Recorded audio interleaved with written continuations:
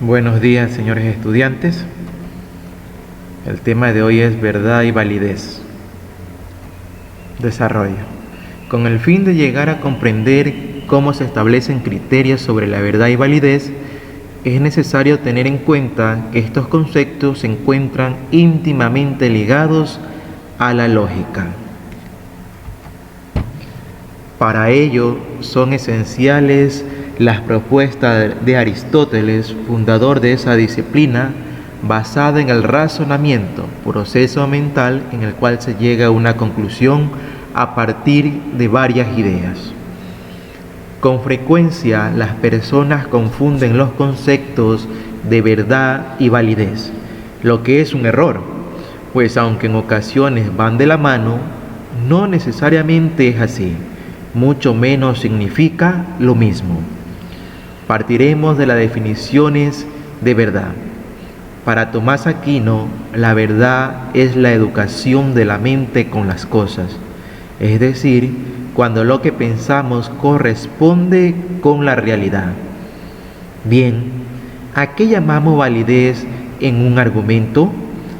Al hecho de que la conclusión se siga de modo coherente y lógico de las premisas. La validez es cuando algo tiene un contenido lógico y coherente que lo hace justificable. Por ejemplo, un argumento es válido porque tiene sentido. La verdad va más allá de lo lógico y guarda relación con los valores éticos de buena fe y honestidad. Lo que no puede ocurrir de ningún modo es que un razonamiento válido tenga una conclusión falsa y las premisas verdaderas, ya que si el razonamiento es válido, está bien construido. Es importante mencionar que Sócrates, a través de la pregunta ¿qué es?, planteada a los transeúntes con el objetivo de reflexionar en torno a distintos temas, ya había dado paso para que la lógica fuera impulsada y desarrollada. Al momento que Sócrates planteaba la duda, iba creando razonamientos lógicos o deductivos de diferentes temas a tratar. Por eso nos dice que la validez es cuando algo tiene un contenido lógico y coherente, que lo hace justificable. Por ejemplo, un argumento es válido porque tiene sentido, la verdad más allá de la lógica.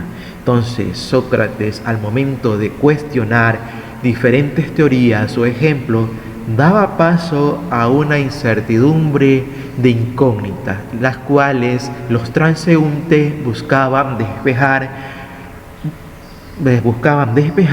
tratando de llegar a una síntesis o conocimientos verdaderos. Esto era lo que Sócrates planteaba, fue el fundador de estos métodos deductivos para alcanzar la verdad, que son las premisas y juicios y proposiciones. Conocer acerca de las premisas, juicios o proposiciones se vuelve imprescindible en este recorrido para comprender mejor cómo se forman los razonamientos. Las proposiciones están conformadas por una estructura de palabras. ¿Qué nos quiere decir? Que al momento de crear las premisas se tiene que producir una composición y una combinación entre las diferentes temáticas o ejemplo, la premisa 1 y la premisa 2, para luego llegar a una conclusión. Por su parte, las premisas constituyen aquellas proposiciones previas a la conclusión de Aristóteles. Se define una premisa como un juicio que afirma o niega algo.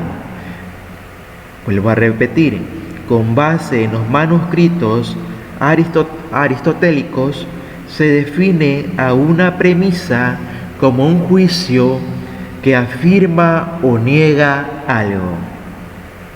Las premisas tienen que estar en perfecto equilibrio para poder crear una conclusión.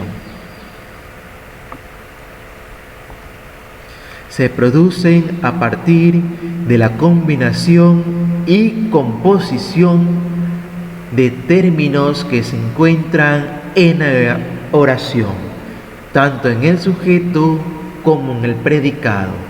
Estas dos para crear una conclusión. Por su parte, las premisas constituyen en aquellas proposiciones previas a una conclusión, que nos quiere decir que son conocimientos previos o anteproyectos para dar paso a una síntesis o una argumentación que tenga una validez con base a los manuscritos de Aristóteles, ¿no?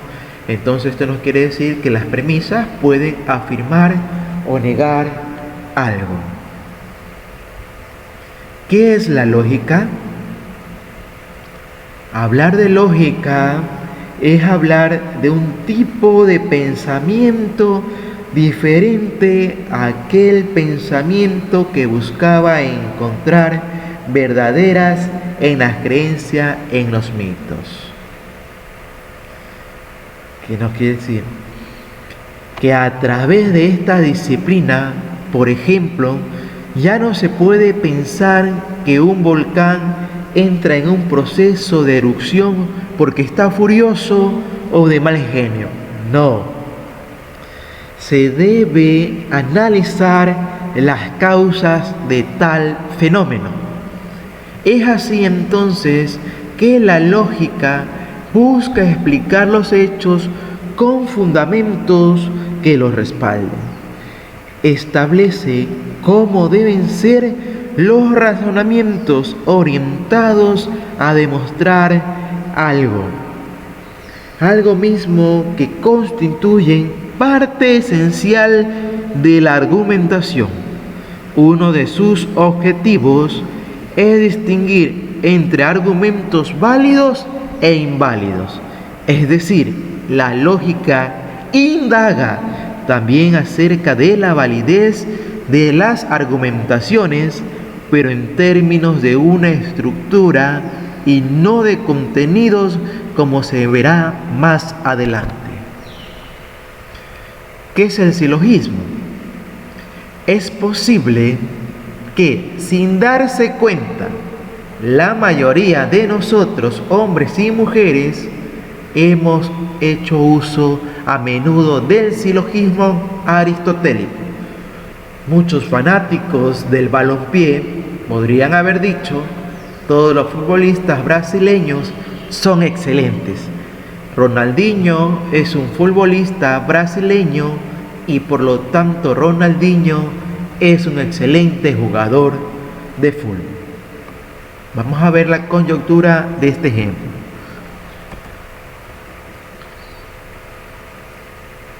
¿Qué nos quiere decir? Con este ejemplo llegamos a la conclusión lógica a la que probablemente habrán llegado quienes afirmaron la frase anterior. Bueno, en los escritos Aristóteles, que lleva el título de Analíticos, se explica precisamente el método mediante cual una determinada conclusión se resuelve con base en las ideas. ¿Cuáles son las ideas? Las premisas que la originan. En aquellos elementos a partir de los cuales se la fundamenta y justifica. Este tipo de razonamiento deductivo, esencial para la ciencia, se llama entonces silogismo. Vamos a ver unos ejemplos. Todos los seres humanos son mortales, la premisa mayor o M. Juan es un ser humano, premisa menor o M. Entonces Juan es mortal. Conclusión o C. Como puede verse, a partir de dos premisas se llega a una conclusión en términos más amplios. Se plantea que desde una verdad universal se llega a una verdad particular. Además de este razonamiento deducido, Aristóteles planteó el razonamiento inductivo. Al contrario del anterior, va desde lo particular a lo universal. Tenemos otro ejemplo. Un pájaro vuela, premisa 1. Una gaviota vuela, premisa 2. Entonces, todas las aves vuelan, es la conclusión. Pero vale recordar que cuando se afirma algo únicamente a través de una proposición, aún no se ha entrado en un proceso de razonamiento.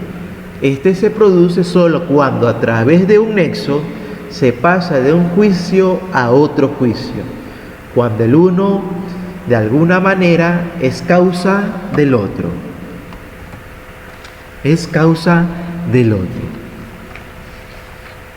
Bueno, señores estudiantes, este ha sido el tema de hoy, que las premisas son juicios o conocimientos previos que el interlocutor desarrolla para llegar a la síntesis o a una conclusión verdadera a partir del método socrático que se planteó a través de unas formas de interrogantes, creando así la duda en el interlocutor o en una conversación de ciertos temas a tratar, donde interviene la lógica, el silogismo, para crear nuevos conocimientos.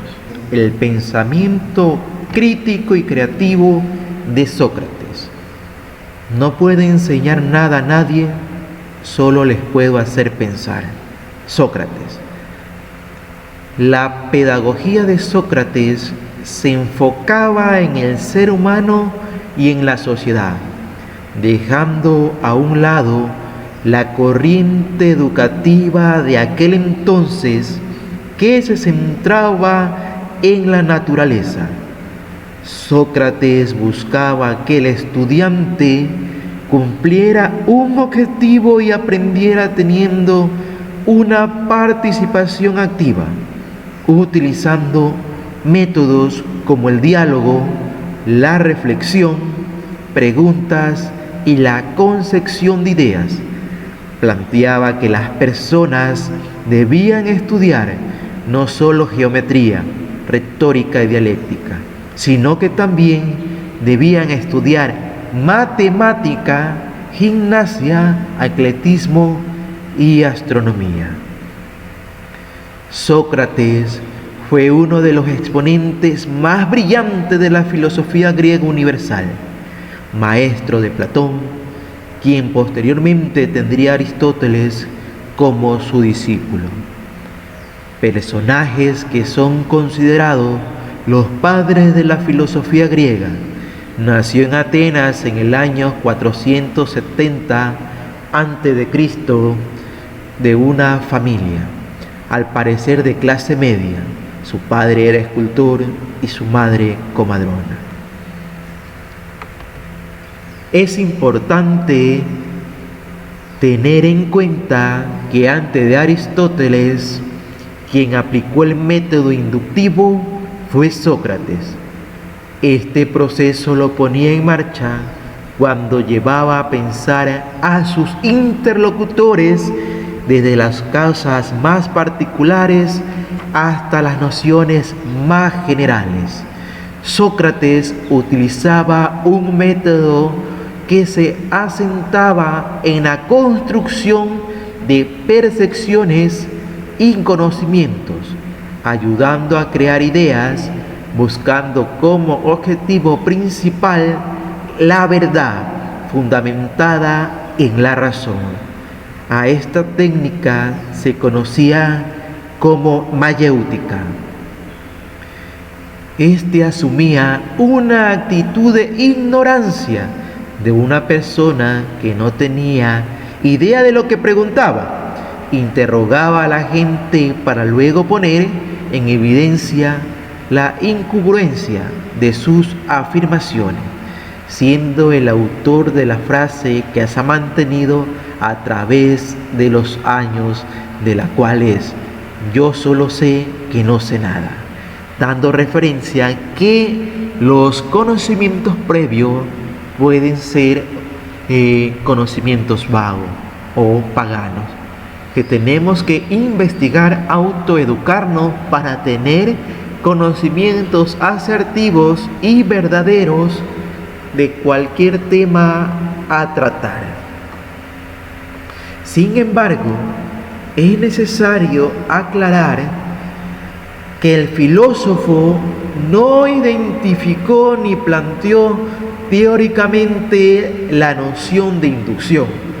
Él únicamente obligaba a sus interlocutores a ser críticos y creativos al momento de reflexionar. Ahora bien, entendiendo la técnica de la mayéutica, podemos descifrar que Sócrates buscaba la manera de que el aprendizaje se generara a través de un proceso cognitivo, donde se diera un debate de ideas internas, siendo críticos de las ideas y pensamientos expuestos, que llevarían a la significación y solidificación de conocimientos y experiencia. La educación actual, en su paso de conductual a constructivista, fomenta la construcción de conocimientos a través de distintas experiencias, generando nuevos conceptos, donde el docente es un orientador y mediador de situaciones de aprendizajes, creando estudiantes con criterios propios, audaces y coherentes, con la habilidad de ser pensativos, reflexivos, decisivos y razonables. A esos elementos antes mencionados lo consideramos características del pensamiento crítico, que es nada más y menos que la conciencia, que ya estaba estipulada o estaba encaminada por el método socrático, que es un proceso consciente y deliberado que se utiliza para interpretar o evaluar información y experiencia con un conjunto de actitudes y habilidades que guían a creencias fundamentales para crear conocimiento que discierne de la realidad donde se vive. ¿Cómo lo hacía? A través de la refutación. Forzaba a las personas a definir el asunto que se había abordado, luego profundizaba en los pronunciamientos de las mismas, poniendo en evidencia los vacíos o contradicciones. Un ejemplo, utilizaba un tema de hoy en día, que es la pandemia. El interlocutor o las personas que estaban dentro de este debate o conversación daban sus criterios o conocimientos sobre la pandemia, y luego sobre dichos conocimientos emitidos se volvía a hacer una ronda de preguntas hasta seguir por varias veces con el mismo ciclo, hasta llegar en poner en tela de duda los conocimientos que los interlocutores tenían acerca de la pandemia. Así funcionaba este método. Después pedía nuevas formulaciones, lo que le estaba explicando, y se repetía el mismo proceso hasta que el participante asumiera la ignorancia. Al respecto, Platón había escrito: por todas estas cosas debemos afirmar que la refutación es la más grande y fundamental purificación y que quien no se benefició de ella. Así se trate del gran rey, hay que pensarlo solo como impuro, como la mayor impureza y privado de educación, e inclusive bruto, justamente en aquellas cosas en relación con las cuales convenía que fuera purificado y bello en grado máximo.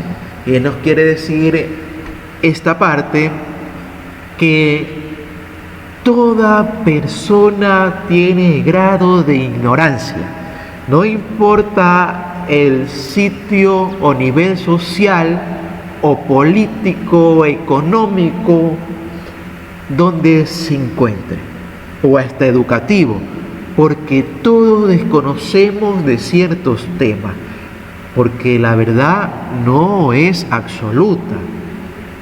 Entonces, al momento de decir que la verdad no es absoluta, nos quiere decir que los conocimientos son de un porcentaje universal, que tenemos que autoeducarnos para tener ciertos grados de conocimiento y poder discernir la realidad. Esto nos quiere decir este párrafo. Por esto nombra al gran rey. El gran rey no tenía todos los conocimientos, por eso planteaba Platón que hay que ponerlo como en un sitial, inclusive de bruto nos habla, que no tiene convenio de nada, que hay que ponerlo en un proceso de purificación, porque las personas que están, un ejemplo, en el gobierno, como el presidente de la República, Lenín Moreno, y sus ministros, no tienen la verdad. No, señores estudiantes, por más que una persona esté en el poder, muchas veces van a tratar de ocultar la verdad o a emitir su verdad, pero es otra la realidad. Eso nos quiere decir, señores estudiantes. Diferencia entre verdad y la validez. A primera vista, tanto la verdad como la validez parecen sinónimos, dos términos que sugieren decir lo mismo. Sin embargo, desde el procedimiento formal de la lógica, la verdad difiere de la validez. Esto ya se explicó, ¿no?, en la primera clase. Se afirma que un argumento es válido únicamente cuando, tras haber utilizado el método deductivo, se ha llegado a una conclusión. Se afirma que un argumento es válido únicamente, ojo chicos, únicamente cuando, tras haber utilizado el método deductivo, se ha llegado a una conclusión. Luego tenemos un ejemplo. María es un estudiante de filosofía.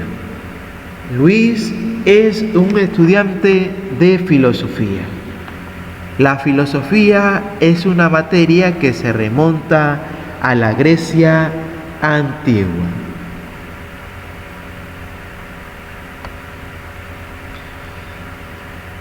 Como se ha especificado, para llegar a una conclusión se requiere de un procedimiento de análisis y reflexión.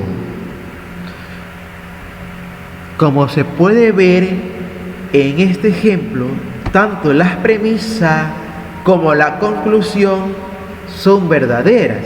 Sin embargo, la argumentación no es válida, porque no se han seguido las reglas de la lógica. Es decir, la conclusión no ha partido de las premisas. María es un estudiante de filosofía. Luis es un estudiante de filosofía. Entonces María y Luis son estudiantes de filosofía.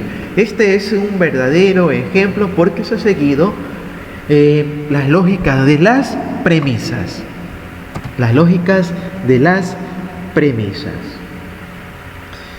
Cuando se sigue el patrón lógico de las premisas, se puede llegar a una conclusión siguiendo todo el tipo de procedimiento y análisis hasta llegar a una reflexión. Entonces, esto nos quiere decir que son las premisas. La conclusión siempre va a ser a partir de las premisas para llegar a un entendimiento, siguiendo siempre las leyes aristotélicas para así conseguir una argumentación y la misma que sea válida. Bueno, señores estudiantes, este ha sido el tema de hoy. Espero verlo en una nueva oportunidad. Pasen buenas tardes.